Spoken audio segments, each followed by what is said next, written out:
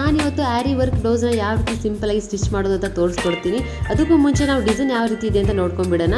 ಇದಕ್ಕೆ matching gold colour sari ಇದೆ, fully gold colour sari ಇದೆ. ಬಾರ್ಡರ್ ಕೂಡ ಯಾವುದೇ ರೀತಿ ಡಿಸೈನ್ಸ್ ಇಲ್ಲ, ಯಾವುದೇ ರೀತಿ ಕಾಂಟ್ರಾಸ್ಟ್ ಕಲರ್ ಇಲ್ಲ. ಇದಕ್ಕೆ ವೆಲ್ವೆಟ್ ಬಟ್ಟೆನ ಈ ರೀತಿ ರೆಡ್ ಕಲರ್ ವೆಲ್ವೆಟ್ ಬಟ್ಟೆನ ತಗೊಂಡು ಈ ರೀತಿ ಡಿಸೈನ್ನ ನಾನು ಮಾಡಿದ್ದೀನಿ.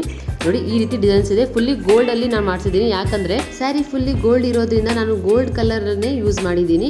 ಆ್ಯಂಡ್ ವೆಲ್ವೆಟ್ ಕಲರ್ ಬಟ್ಟೆನ ನಾನು ಕಾಂಬಿನೇಷನ್ ಆಗಿ ಕೊಟ್ಟಿದ್ದೀನಿ ಗೋಲ್ಡ್ ಕಲರ್ ಸ್ಯಾರಿಗೆ. ಮೊದಲು ಲೈನಿಂಗ್ನ ಯಾವ ರೀತಿ ಕಟ್ ಮಾಡೋದು ಅಂತ ನೋಡ್ಕೊಂಡ್ಬಿಡೋಣ. ಇದು ಬಂದ್ಬಿಟ್ಟು ಅಳತೆ ಬ್ಲೌಸ್. ನಾನು ಕಪ್ಸ್ ಹಾಕಿ ಹೊಲಿತಾ ಇದ್ದೀನಿ ಇವತ್ತು, ನಾರ್ಮಲ್ ಬ್ಲೌಸ್ ಅಲ್ಲ.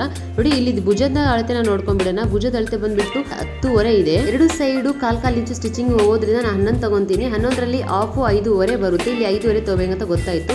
ಈಗ ಡೀಪ್ ಎಷ್ಟಿದೆ ಅಂತ ನೋಡೋಣ. ಡೀಪಿಗೆ ನಾವು ಮೆಜರ್ಮೆಂಟ್ ತಗೊಳ್ಳೋಂಥ ಅವಶ್ಯಕತೆ ಇಲ್ಲ, ಯಾಕಂದ್ರೆ ನಾವು ಆರಿ ವರ್ಕಿಗೆ ನಾವು ಅಳತೆನೆ ಕೊಟ್ಟು ನಮ್ಮ ಡಿಸೈನ್ ಮಾಡಿಸಿರ್ತೀವಿ. ಹಾಗಾಗಿ ಈಗ ಬ್ಲೌಸ್ನ ಕಂಕ್ಳ ಅಳತೆ ನೋಡೋದಾದ್ರೆ 30, 32, 34 ಸೈಜ್ ಬ್ಲೌಸಿಗೆ ನಾವು 5.5ನೇ ತಗೋತೀವಿ ಪ್ರಾಪರ್ ಆಗಿ. ನಿಮಗೆ ಗೊತ್ತಾಗ್ಲಿಲ್ಲಪ್ಪ ಯಾವ ರೀತಿ ತಗೊಳೋದು ಅಂತ ನೋಡಿದ್ರೆ ಈ ರೀತಿ ನೋಡಿ ನಾನು ಟೇಪ್ನ ಮಡಿಸಿ ತೋರಿಸ್ತಾ ಇದ್ದೀನಿ. ನೋಡಿ ಆ ಕಂಕ್ಲಿ ಲಾಸ್ಟ್ ಪಾಯಿಂಟಿಗೆ ಈ ರೀತಿ ಟೇಪ್ನ ಹಿಡಿಬೇಕು. ಅವಾಗ ಪ್ರಾಪರ್ ಆಗಿ ಮಡಿಸಿದ ಟೇಪು 5.5ನೇ ಬರುತ್ತೆ. ಹೀಗೆ ನೀವು ಈಸಿಯಾಗಿ ನೋಡ್ಕೋಬಹುದು.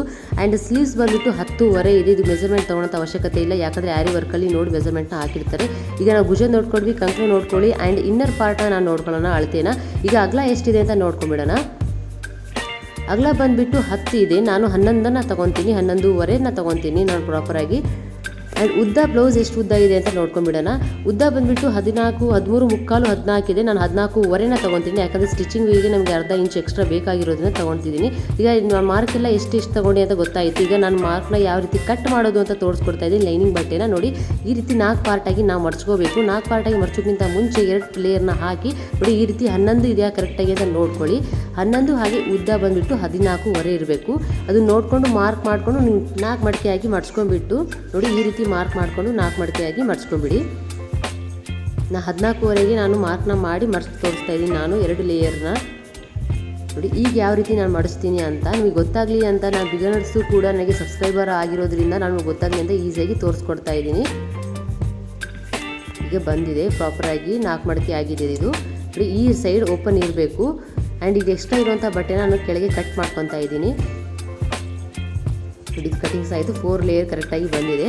ಬಟ್ಟೆ ಯಾವ ರೀತಿ ಇರಬೇಕು ನಾನು ಮಾರ್ಕ್ ಮಾಡೋದಕ್ಕಂತ ತೋರಿಸ್ಕೊಟ್ಟಿದ್ದೀನಿ. ನೋಡಿ ಈ ರೀತಿ ಮಡಿಕೆನ ಮಡ್ಚಿಟ್ಕೋಬೇಕು. ಈ ರೀತಿ ಓಪನ್ ಸೈಡ್ ಇರೋದನ್ನ ನಾವು ನಮ್ಮ ಲೆಫ್ಟ್ ಸೈಡ್ ಇಟ್ಕೋಬೇಕು. ಆ್ಯಂಡ್ ಈಗ ಮಾರ್ಕಿಂಗ್ನ ನಾವು ಸ್ಟಾರ್ಟ್ ಮಾಡೋಣ.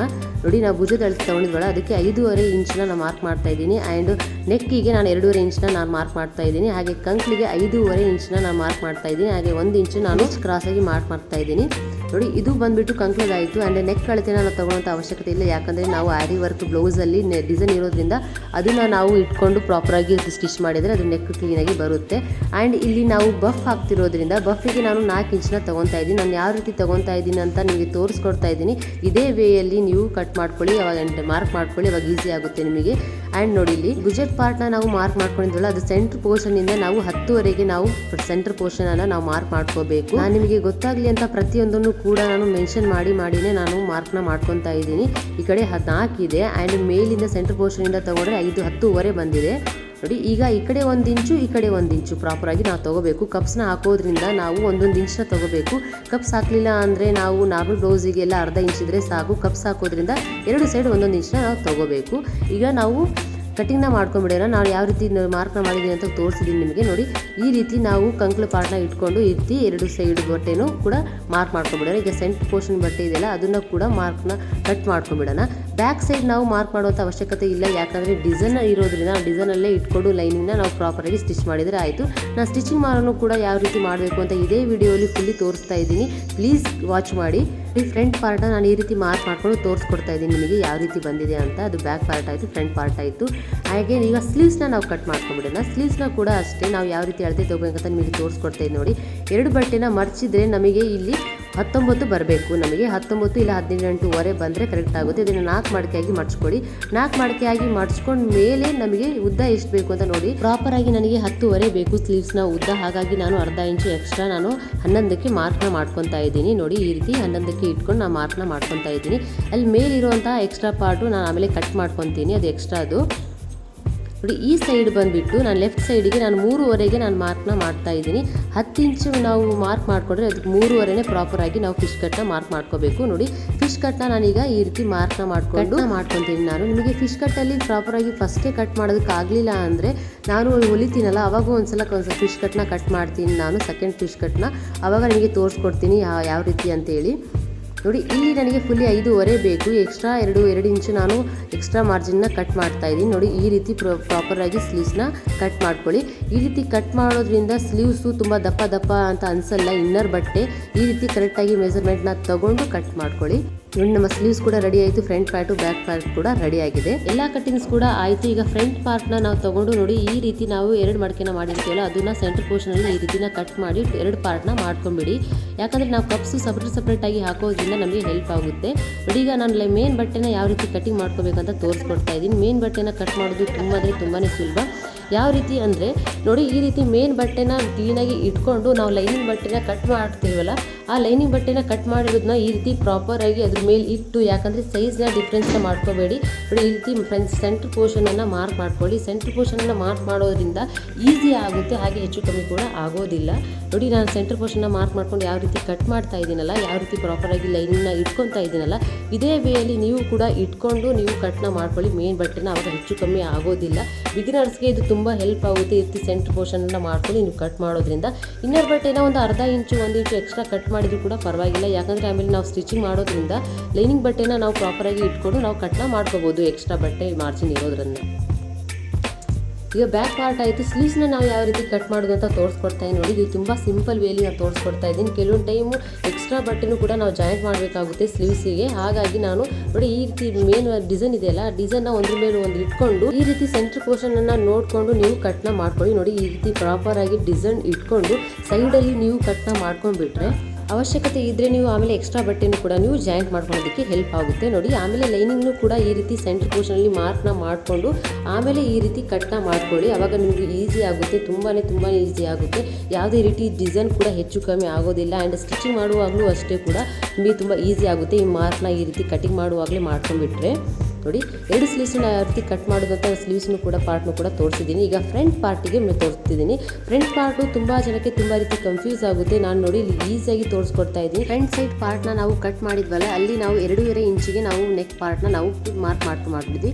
ಆ 2.5 ಇಂಚಿಗೆ ಇನ್ನೂ ಸಲ ಮಾರ್ಕ್ನ ಮಾಡಿಕೊಂಡು ನೋಡಿ ಇದಕ್ಕೆ ಡಿಸೈನಿಗೆ ಪ್ರಾಪರಾಗಿ ಕೂರೋ ರೀತಿ ಈ ರೀತಿ ಮಾರ್ಕ್ನ ಕ್ಲೀನಾಗಿ ಇಟ್ಕೊಳ್ಳಿ. ಹಾಗೆ ಡಿಸೈನಿಂದ ಮೇಲೆ ಒಂದು ಅರ್ಧ ಇಂಚು ಎಕ್ಸ್ಟ್ರಾನ ಇಡಿ. ನೋಡಿ ಈ ರೀತಿ ಪ್ರಾಪರಾಗಿ ಇಟ್ಟ ಮೇಲೆ ಅದನ್ನು ಸೈಡಲ್ಲಿ ಯಾವ ರೀತಿ ಇದೆಯೋ ಲೈನಿಂಗು ಅದೇ ರೀತಿ 1 ಇಂಚಿಗೆ ಎಕ್ಸ್ಟ್ರಾ ಬಿಟ್ಟು ನೀವು ಕಟ್ನ ಮಾಡ್ಕೋಬೋದು. ನೋಡಿ ಈ ರೀತಿ ಎಕ್ಸ್ಟ್ರಾ ಬಿಟ್ಟು ನೀವು ಕಟ್ ಮಾಡಿಕೊಂಡ್ರೂ ಕೂಡ ನೀವು ಸ್ಟಿಚಿಂಗ್ ಆದಮೇಲೆ ನೀವು ಇರೋವಂಥ ಮೇನ್ ಬಟ್ಟೆನ ಲೈನಿಂಗ್ ಬಟ್ಟೆಗೆ ಪ್ರಾಪರಾಗಿ ಕಟ್ ಮಾಡ್ಕೋಬೋದು. ಎಕ್ಸ್ಟ್ರಾ ಮಾರ್ಜಿನ್ ಯಾಕೆ ಜಾಸ್ತಿ ಬಿಡಬೇಕಪ್ಪ ಮೇನ್ ಬಟ್ಟೆನ ಅಂತ ಹೆಚ್ಚು ಕಮ್ಮಿ ಆದರೂ ಕೂಡ ನಾವು ಅಡ್ಜಸ್ಟ್ ಮಾಡ್ಕೋಬೋದು ಅಂತ ಹೇಳಿ. ನೋಡಿ ನೆಕ್ಸ್ಟ್ ಪಾರ್ಟ್ ಇದು ಲೆಫ್ಟ್ ಪಾರ್ಟನ್ನು ಅಷ್ಟೇ ನಾವು ಲೈನಿಂಗ್ನ ಇಟ್ಟು ಇನ್ನು ಉಳಿದಿರುವಂಥ ಬಟ್ಟೆ ಇರುತ್ತಲ್ಲ ಮೇನ್ ಬಟ್ಟೆ, ಆ ಮೇನ್ ಬಟ್ಟೆಯಲ್ಲಿ ಎಲ್ಲಿ ಅಡ್ಜಸ್ಟ್ ಆಗುತ್ತೋ ಅದನ್ನು ಅಲ್ಲಿಟ್ಟು ಈ ರೀತಿ ಕಟ್ನ ಮಾಡ್ಕೊಂಡ್ಬಿಟ್ರೆ ಅದೆಲ್ಲ ರೀತಿಯಾದಂಥ ಮೇನ್ ಪಾರ್ಟ್ ಬಟ್ಟೆ ಕಟ್ ಆಗಿದೆ. ಈಗ ನಾವು ಸ್ಟಿಚಿಂಗ್ ಪಾರ್ಟಿಗೆ ಹೋಗೋಣ. ಸ್ಟಿಚಿಂಗ್ ಪಾರ್ಟಿಗೆ ನಾನು ಈಗ ಸಿಂಗಲ್ ಫ್ಲೂಟನ್ನು ಯೂಸ್ ಮಾಡ್ತಾ ಇದ್ದೀನಿ. ಯಾಕಂದರೆ ಆರಿ ವರ್ಕ್ ಬ್ಲೌಸ್ನ ಯಾವುದೇ ಸ್ಟಿಚ್ ಮಾಡಬೇಕಾದ್ರೂ ನಾವು ಸಿಂಗಲ್ ಫ್ಲೂಟನ್ನು ಯೂಸ್ ಮಾಡಬೇಕಾಗುತ್ತೆ. ಡಬಲ್ ಫ್ಲೂಟ್ ಮಿಷನಲ್ಲಿ ಡಿಸೈನಲ್ಲಿ ಇರುವಂತಹ ಶುಗರ್ ಬಿಟ್ಸ್ ಎಲ್ಲ ಹೊಡೆಯುವಂಥ ಚಾನ್ಸಸ್ ಇರುತ್ತೆ. ಹಾಗಾಗಿ ನಾನು ಸಿಂಗಲ್ ಫ್ಲೂಟನ್ನು ಯೂಸ್ ಮಾಡ್ತಾ ಇದ್ದೀನಿ. ನೋಡಿ ಸಿಂಗಲ್ ಫ್ಲೂಟನ್ನು ಯೂಸ್ ಮಾಡಿದ್ಮೇಲೆ ಈ ಡಿಸೈನ್ ಇದೆ ನೋಡಿ, ಈ ಡಿಸೈನ್ ಸ್ವಲ್ಪ ಡಿಫ್ರೆಂಟ್ ಆಗಿದೆ ಸ್ಲೀವ್ಸ್ನ ಡಿಸೈನು. ಈ ಸ್ಲೀವ್ಸಲ್ಲಿ ಇರುವಂತಹ ಶುಗರ್ ಬೀಡ್ಸ್ ಹ್ಯಾಂಗಿಂಗ್ಸ್ನ ಈ ರೀತಿ ಮಡ್ಚ್ಕೊಂಡು ನಾವು ಪ್ರಾಪರಾಗಿ ಸ್ಟಿಚಿಂಗ್ನ ಮಾಡಬೇಕಾಗುತ್ತೆ ಒಂದೊಂದೇ. ನಿಮಗೆ ಬಿಗಿನರ್ಸ್ ಇದ್ದರೆ ಸ್ವಲ್ಪ ಹೊತ್ತು ಟೈಮ್ ಹಿಡಿಯುತ್ತೆ, ಸ್ವಲ್ಪ ನಿಧಾನ ಮಾಡಿದರೂ ಕೂಡ ಪರವಾಗಿಲ್ಲ. ನೋಡಿ ಈ ರೀತಿ ಸಿಂಗಲ್ ಫೂಟಲ್ಲಿ ನೀವು ಯೂಸ್ ಮಾಡೋದ್ರಿಂದ ಯಾವುದೇ ರೀತಿ ಡಿಸೈನ್ ಹಾಳಾಗೋದಿಲ್ಲ ಆ್ಯಂಡ್ ಪ್ರಾಪರಾಗಿ ಸ್ಟಿಚಿಂಗ್ ಕೂರುತ್ತೆ. ಸ್ಟಿಚಿಂಗ್ ಆದಮೇಲೆ ಈ ರೀತಿ ಕಟಿಂಗ್ಸ್ನ ಮಾಡ್ಕೊಂಬಿಡಿ. ಈ ರೀತಿ ಕಟಿಂಗ್ಸ್ನ ಮಾಡೋದ್ರಿಂದ ಕ್ಲೀನಾಗಿ ನಾವು ಲೈನ್ನ ಮಡಚಿದ ಮೇಲೆ ಯಾವುದೇ ರೀತಿ ಹುಬ್ಬಾಗಿ ಕಾಣಿಸೋದಿಲ್ಲ. ನೋಡಿ ಈ ರೀತಿ ನಾನು ಮಡಚಿದ್ದೀನಿ, ಯಾವ ರೀತಿ ನೀಟಾಗಿ ಕಾಣಿಸ್ತಿದೆ ಅಂತ. ಈಗ ಲೈನಿಂಗ್ ಬಟ್ಟೆನ ನಾವು ಮಡಚಿದ್ದೀವಿ. ಲೈನಿಂಗ್ ಬಟ್ಟೆ ಯಾವ ರೀತಿ ಇದೆಯೋ ಅದೇ ರೀತಿ ಮೇನ್ ಬಟ್ಟೆ ಮೇಲೆ ನಾವು ಸ್ಟಿಚಿಂಗ್ನ ಮಾಡೋದ್ರಿಂದ 5 ನಂಬರಿಂದ ನೋಡಿ ಈಗ ಸ್ಟಿಚಿಂಗ್ ಆಗಿದೆ. ಇರುವಂತಹ ಮೇಲಿರುವಂತಹ ಎಕ್ಸ್ಟ್ರಾ ಬಟ್ಟೆಯನ್ನು ನಾವು ಈಗ ಕಟ್ ಮಾಡ್ಕೊಂಡ್ಬಿಡೋಣ. ಹಾಗೆ ಎರಡು ಕೂಡ ಸ್ಲೀವ್ಸ್ನ ಸ್ಟಿಚ್ ಮಾಡ್ಕೊಂಡಿದ್ದೀನಿ. ನೋಡಿ ಈ ರೀತಿ ಇದೆ. ಈಗ ನಾನು ಬ್ಯಾಕ್ ಸೈಡ್ ಪಾರ್ಟನ್ನು ತೋರಿಸ್ತಾ ಇದ್ದೀನಿ. ಡಿಸೈನ್ನ ಸೆಂಟರ್ ಪೋರ್ಷನಲ್ಲಿ ನಾವು ಮಾರ್ಕ್ ಮಾಡಿದ್ವಲ್ಲ, ಆ ಸೆಂಟರ್ ಪೋರ್ಷನ್ಗೆ ನಾವು ಲೈನಿಂಗಲ್ಲೂ ಕೂಡ ಸೆಂಟರ್ ಪೋರ್ಷನ್ನ ಮಾರ್ಕ್ ಮಾಡಿದ್ವಿ. ನೋಡಿ ಈ ಪೋರ್ಷನಲ್ಲಿ ಸೆಂಟರ್ ಪೋರ್ಷನ್ನ ಮಾರ್ಕ್ ಮಾಡಿದ್ರೆ ಅದು ಪ್ರಾಪರಾಗಿ ಕರೆಕ್ಟಾಗಿ ಇರಬೇಕು. ಅದು ಪ್ರಾಪರಾಗಿ ಇಟ್ಕೊಂಡು ನಾವು ನೋಡಿ ಅದು ಡಿಸೈನ್ ಯಾವ ರೀತಿ ಇದೆಯೋ ಅದೇ ರೀತಿ ಸ್ಟಿಚಿಂಗ್ನ ಮಾಡಿ. ನಿಮಗೆ ಗೊತ್ತಾಗಲಿಲ್ಲ ಅಂದರೆ ನೀವು ಗುಂಡು ಪಿನ್ನನ್ನು ನೀವು ಸೈಡಲ್ಲಿ ಹಾಕ್ಕೊಂಡು ಆಮೇಲೆ ಬೇಕಾದರೂ ಕೂಡ ನೀವು ಸ್ಟಿಚಿಂಗ್ನ ಮಾಡ್ಕೋಬೋದು. ನಾನೀಗ ಕಟಿಂಗ್ನ ಮಾಡ್ಕೊತಾ ಇದ್ದೀನಿ. ಈಗ ಕಟ್ ಮಾಡಿರುವಂತಹ ಪಾರ್ಟಲ್ಲೂ ಕೂಡ ಡಿಸೈನ್ ಇದೆ, ನಾನು ನಿಮಗೆ ತೋರಿಸ್ತಾ ಇದ್ದೀನಿ ನೋಡಿ. ಈ ಕಟ್ ಮಾಡಿರುವಂಥ ಪಾರ್ಟಲ್ಲಿ ಈ ಡಿಸೈನ್ ಏನಪ್ಪ ಅಂತ ನೀವು ಕನ್ಫ್ಯೂಸ್ ಆಗಬೇಡಿ. ಇದು ಕೂಡ ಲಟ್ಕನ್ನಿಗೆ. ಈ ಲಟ್ಕನ್ನ ಯಾವ ರೀತಿ ಸ್ಟಿಚ್ ಮಾಡಬೇಕು ಅಂತ ಆಲ್ರೆಡಿ ನಾನು ವಿಡಿಯೋನ ಹಾಕಿದ್ದೀನಿ ಆ್ಯಂಡ್ ಎಂಡ್ ಸ್ಕ್ರೀನಲ್ಲೂ ಕೂಡ ಕೊಟ್ಟಿರ್ತೀನಿ. ನಿಮಗೆ ಬೇಕಾದರೆ ನೀವು ಚೆಕ್ನ ಮಾಡ್ಬೋದು. ತುಂಬ ಈಸಿಯಾಗಿ ಕೂಡ ನಾನು ಹೇಳ್ಕೊಡ್ತಾ ಇದ್ದೀನಿ. ಲೈನಿಂಗ್ ಪಾರ್ಟನ್ನು ಕೂಡ ನಾವು ಮರ್ಚಿದ್ದೀವಿ. ಈಗ ನೋಡಿ ಈ ರೀತಿ ಪ್ರಾಪರಾಗಿ ಮರ್ಚಿ ಅದ್ರ ಮೇಲೂ ಕೂಡ ಇನ್ನೊಂದ್ಸಲ ನಾವು ಸ್ಟಿಚ್ನ ಮಾಡಬೇಕಾಗುತ್ತೆ. ಇನ್ನೊಂದ್ಸಲ ಸ್ಟಿಚ್ ಮಾಡಲಿಲ್ಲ ಅಂದರೆ ಅದು ಬಿಚ್ಚೋವಂಥ ಚಾನ್ಸಸ್ ಇರುತ್ತೆ. ಹಾಗಾಗಿ ಇನ್ನೊಂದ್ಸಲ ಸ್ಟಿಚ್ನ ಮಾಡಿ ಅದ್ರ ಮೇಲೆ ಪ್ರಾಪರಾಗಿ, ಅವಾಗ ಶೇಪ್ ಯಾವ ರೀತಿ ಇದೆಯೋ ಅದೇ ರೀತಿ ಶೇಪು ಚೆನ್ನಾಗಿ ಕಾಣಿಸುತ್ತೆ. ನೋಡಿ ಈಗ ಆಗಿದೆ. ಲೈನಿಂಗ್ ಯಾವ ರೀತಿ ಇದೆಯೋ ಅದೇ ರೀತಿ ಲೈನಿಂಗ್ ಯಾವ ರೀತಿ ಇದೆಯೋ ಅದೇ ರೀತಿ 5 ನಂಬರಿಂದ ನೀವು ಮೇನ್ ಬಟ್ಟೆ ಮೇಲೆ ಸ್ಟಿಚ್ನ ಮಾಡ್ಕೊಳ್ಳಿ. ಸುತ್ತಲೂ ಸ್ಟಿಚ್ನ ಮಾಡ್ಕೊತಾ ಇದ್ದೀನಿ. ಈ ರೀತಿ ಯಾಕೆ ಸ್ಟಿಚ್ ಮಾಡಬೇಕಂದ್ರೆ ಅದು ಪ್ರಾಪರಾಗಿ ಇರುತ್ತೆ ಆ್ಯಂಡ್ ಯಾವುದೇ ರೀತಿ ಹೆಚ್ಚು ಕಮ್ಮಿ ಆಗೋದಿಲ್ಲ ನಾವು ಹೊಲಿಯುವಾಗ. ನೋಡಿ ಈ ರೀತಿ ಕಟ್ನ ಮಾಡ್ಕೊಳ್ಳಿ. ಯಾಕಂದರೆ ಇದು ಬುಟಿಕ್ಯೂ ಸ್ಟೈಲಲ್ಲಿ ನಿಮಗೆ ಬ್ಲೌಸ್ ಬೇಕಪ್ಪ ಸ್ಟಿಚಿಂಗ್ ಅಂದರೆ ಈ ರೀತಿ ನಾವು ಸುತ್ತಲೂ ಕೂಡ ನಾವು ಸ್ಟಿಚ್ ಮಾಡಲೇಬೇಕಾಗುತ್ತೆ. ಈಗ ಬ್ಯಾಕ್ ಸೈಡ್ ಪಾರ್ಟ್ ಕೂಡ ರೆಡಿ ಆಯಿತು. ಲಟ್ಕನ್ನ ನಾನು ಯಾವ ರೀತಿ ಮಾಡಬೇಕು ಅಂತ ಲೈನ್ ಸ್ಕ್ರೀನಲ್ಲಿ ಕೊಟ್ಟಿರ್ತೀನಿ. ಆ್ಯಂಡ್ ಫ್ರಂಟ್ ರೈಟ್ ಸೈಡ್ ಪಾರ್ಟ್ನ ನಾನು ತೋರಿಸ್ತಾ ಇದ್ದೀನಿ ಯಾವ ರೀತಿ ಸ್ಟಿಚಿಂಗ್ ಮಾಡೋದು ಅಂತ. ನೋಡಿ ನಾನು ಆವಾಗಲೇ ತೋರಿಸಿದ್ನಲ್ಲ ಸೆಂಟ್ರ್ ಪೋರ್ಷನಲ್ಲಿ ನಾವು ಮಾರ್ಕ್ನ ಮಾಡ್ಕೋಬೇಕು ಅಂತ. ಆ ಸೆಂಟ್ರ್ ಪೋರ್ಷನಲ್ಲಿ ಮಾರ್ಕ್ನ ಪ್ರಾಪರಾಗಿ ಇಟ್ಕೊಂಡು ನೋಡಿ ಆ ಡಿಸೈನ್ ಯಾವ ರೀತಿ ಇದೆಯೋ ಶೇಪು ಅದೇ ರೀತಿ ನಾವು ಸ್ಟಿಚ್ನ ಮಾಡ್ಕೊಳ್ಳಿ. ಅದನ್ನು ನಾನು ಕಟ್ ಮಾಡ್ಕೊತಾ ಇದ್ದೀನಿ. ಕಟ್ ಮಾಡಿಕೊಂಡು ಕಟ್ಸ್ನ ಕೊಟ್ಕೊಂಡು ಅದನ್ನು ಕೂಡ ಸೇಮ್ ರೀತಿ ನಾವು ಪಾರ್ಟ್ನ ಕಟ್ ಮಾಡಿಕೊಂಡು ಅದ್ರ ಮೇಲೆ ಯಾವ ರೀತಿ ಇದೆಯೋ ಅದೇ ರೀತಿ ಡಿಸೈನ್ನ ನಾವು ಸ್ಟಿಚ್ಚನ್ನ ಮಾಡ್ಕೋಬೇಕು. ಈಗ ಆಗಿದೆ. ಈಗ ಕಪ್ಸ್ನ ಯಾವ ರೀತಿ ನಾವು ಸ್ಟಿಚ್ ಮಾಡಬೇಕು ಅಂತ ತೋರಿಸ್ಕೊಡ್ತಾ ಇದ್ದೀನಿ ನೋಡಿ. ಅದನ್ನು ಮೇನ್ ಪಾರ್ಟ್ ಇದೆಯಲ್ಲ ಅದಕ್ಕೂ ಕೂಡ ನಾವು ಮಾರ್ಕ್ನ ಮಾಡ್ಕೋಬೇಕು. ಈ ಟಕ್ಸ್ನ ನಾವು ಮಾರ್ಕ್ ಮಾಡಿದ್ವಲ್ಲ ಆ ಟಕ್ಸ್ನ ಎರಡೂ ಸೈಡ್ ಕೂಡ ಮೇನ್ ಬಟ್ಟೆ ಆಗಿರ್ಬೋದು ಆ್ಯಂಡ್ ಲೈನಿಂಗ್ ಬಟ್ಟೆ ಆಗಿರ್ಬೋದು ಎರಡನ್ನೂ ಕೂಡ ಸಪ್ರೇಟಾಗಿ ನಾವು ಸ್ಟಿಚ್ನ ಮಾಡಬೇಕು. ಟಕ್ಸ್ನ ನೋಡಿ ಯಾವ ರೀತಿ ನಾನು ಸ್ಟಿಚಿಂಗ್ನ ಮಾಡ್ತಾ ಇದ್ದೀನಿ ಅಂತ ತೋರಿಸ್ಕೊಡ್ತಾ ಇದ್ದೀನಿ. ಲೈನಿಂಗ್ ಬಟ್ಟೆ ಆ್ಯಂಡ್ ಮೇನ್ ಬಟ್ಟೆನೂ ಕೂಡ ಸಪ್ರೇಟಾಗಿ ಟಕ್ಸ್ನ ನಾವು ಸ್ಟಿಚ್ ಮಾಡಿದ ಮೇಲೆ ಈಗ ಕಪ್ಸ್ನ ಯಾವ ರೀತಿ ಹಾಕಬೇಕು ಅಂತ ತೋರಿಸ್ಕೊಡ್ತಾ ಇದ್ದೀನಿ. ಈಗೆಲ್ಲ ಟ್ರೆಂಡ್ ಆಗಿಬಿಟ್ಟಿದೆ ಕಪ್ಸ್ ಎಲ್ಲ ಹಾಕೋದು, ಯಾವ ರೀತಿ ಹಾಕೋದು ಅಂತ ನಾನು ತುಂಬ ಈಸಿಯಾಗಿ ತೋರಿಸ್ಕೊಡ್ತಾ ಇದ್ದೀನಿ ನನ್ನ ಚಾನಲಲ್ಲಿ. ಇದು ಎಲ್ರಿಗೂ ಕೂಡ ಹೆಲ್ಪ್ ಆಗುತ್ತೆ ಆ್ಯಂಡ್ ವಾಚ್ ಮಾಡಿ ಆ್ಯಂಡ್ ಶೇರ್ ಮಾಡಿ ಆದಷ್ಟು ಈ ವಿಡಿಯೋನ. ಕಪ್ಸ್ನ ಉಲ್ಟಾ ಮಾಡಿಕೊಂಡು ನೋಡಿ ಸೆಂಟ್ರ್ ಪೋರ್ಷನ್ನ ನೋಡಿಕೊಂಡು ಈ ರೀತಿ ಸ್ಟಿಚ್ನ ಮಾಡ್ಕೋಬೇಕು. ನಾನು ವಿಡಿಯೋದಲ್ಲಿ ತೋರಿಸಿದ್ದೀನಿ ನಿಮಗೆ ಯಾವ ರೀತಿ ಅಂತ ಈಸಿ ಆಗುತ್ತೆ ನೋಡಿ.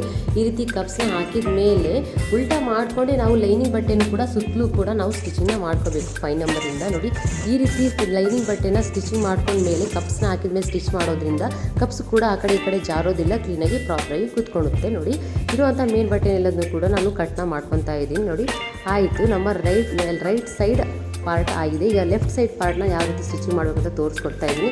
ನಾವು ರೈಟ್ ಸೈಡ್ ಪಾರ್ಟ್ನ ಯಾವ ರೀತಿ ಸ್ಟಿಚಿಂಗ್ ಮಾಡಿದ್ವಲ್ಲ ಅದೇ ರೀತಿ ಸ್ಟಿಚಿಂಗ್ ಮಾಡಬೇಕು. ಆದರೆ ಡಿಸೈನ್ ಇರೋದ್ರಿಂದ ನಾವು ಯಾವ ರೀತಿ ನೆಕ್ ಪಾರ್ಟನ್ನು ಕಟ್ ಮಾಡಬೇಕು ಅಂತ ಕೆಲವೊಬ್ಬರಿಗೆ ಗೊತ್ತಾಗೋದಿಲ್ಲ.